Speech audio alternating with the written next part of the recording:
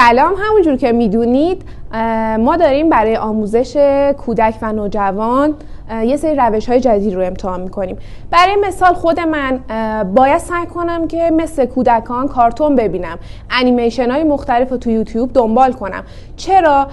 به خاطر اینکه وقتی من به یک بچه میخوام یک کلمه رو آموزش بدم، باید اونو توی قالب جالب بهش ارائه بدم.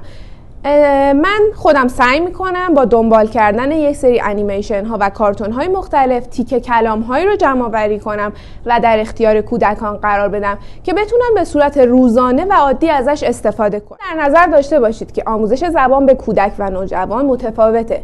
نوجوان ها الان دارن با ترند های اینستاگرام روبرو میشن. اگر بخوایم همه تلاشمون رو روی این بذاریم که کودک یا نوجوان، بیشتر نوجوانا رو از فضای مجازی دور کنیم، نمیتونیم موفق عمل کنیم. باید به روشی عمل کنیم علاوه بر فضای مجازی عملکردهای آموزشی خوبی رو بتونیم کنار هم برای آموزش زبان انگلیسی به کار ببریم. با این روش نه تنها از آسیب هایی که فضای مجازی میتونه برای کودک و نوجوان داشته باشه جلوگیری کنیم، یه قدم خیلی مثبت برای یادگیری زبان انگلیسی برای کودک و نوجوان برداشتیم. مثلا یکی از تیکه کلامایی که خیلی از بچه‌ها دارن استفاده میکنن give me 5.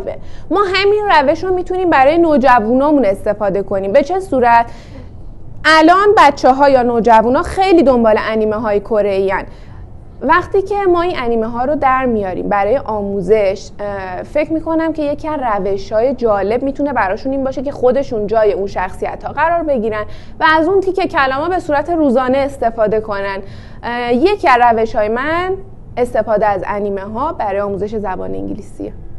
در نهایت امیدوارم که به غیر از ما که برای روش‌های جدید داریم تلاش می‌کنیم تا بچه‌ها رو تو محیط آموزشی حفظ کنیم، خانواده‌ها هم با ما همکاری داشته باشن، چون که یک دست صدا نداره و مجموعه‌ای از آموزشگاه، مدرس و خانواده و تلاش‌هایی که والدین تو خونه میتونن با بچه‌ها برای تمرین زبان انگلیسی داشته باشن موثرتر از یک نفر واقع میشه. ممنون از اینکه همراه من بودید.